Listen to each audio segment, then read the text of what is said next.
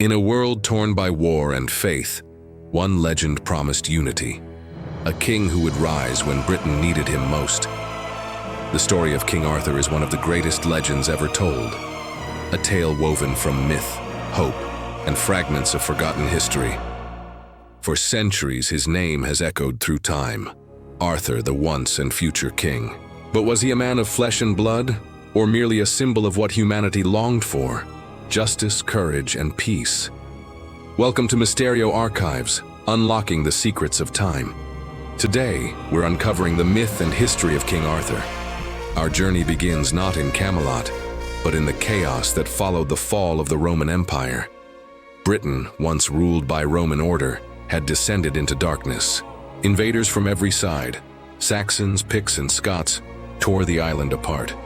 In that storm of violence and uncertainty, the people dreamed of a hero, a leader who could unite them against the invaders.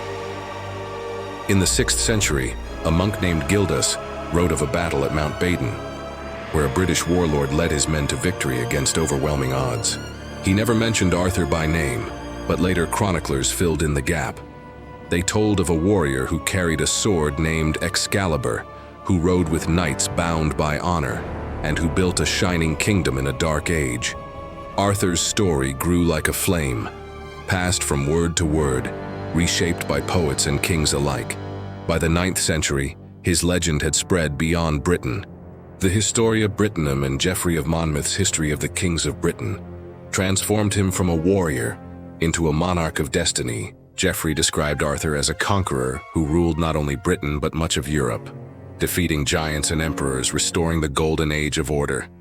But as his fame grew, so did the myth. Writers in medieval France and England added new elements.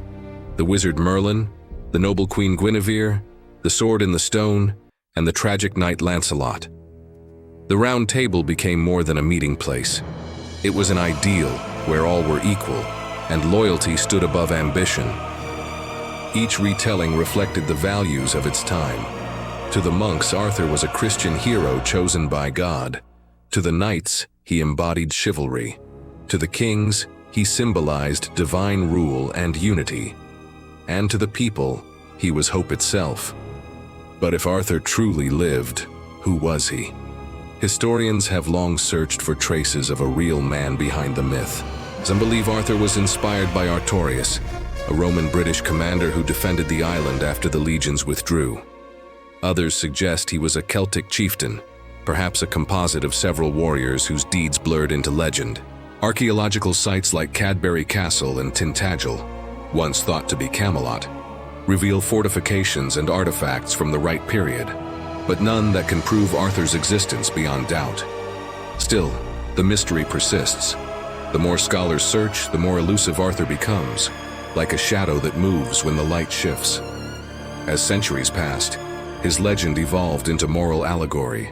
The quest for the Holy Grail, added by medieval poets, transformed Arthur's kingdom from a place of conquest to a realm of spiritual trial.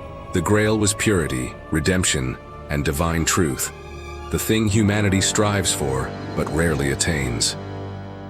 The knight's failures mirrored the flaws of mankind: pride, betrayal, and temptation. Even Camelot, the heart of Arthur's dream, was not immune. The legend's turning point came with betrayal.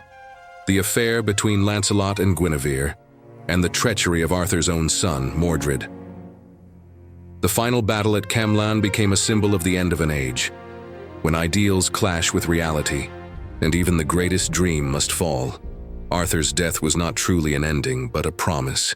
According to legend, he was taken to the mystical Isle of Avalon, not dead, but sleeping, waiting to return when his people need him again.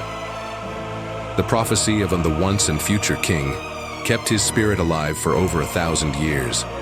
From medieval epics to modern films, from Tennyson's poetry to Hollywood's retellings, the legend of Arthur refuses to die. He has been a warrior, a saint, a flawed man, and a myth reborn. Each generation reshapes him to reflect its own struggles, for truth, for leadership, for hope. Perhaps that's why Arthur endures. Because he is not just a man, he is an idea. The belief that even in the darkest age, someone will rise to lead with honor. to defend what is right, and to remind us that ideals are worth fighting for. In the end, the truth behind King Arthur may never be known, but the why of his legend is clear. He became the mirror of humanity's longing for order amid chaos, for love amid betrayal, for faith amid despair. The myth and the man may have blurred long ago, but together they created something far greater.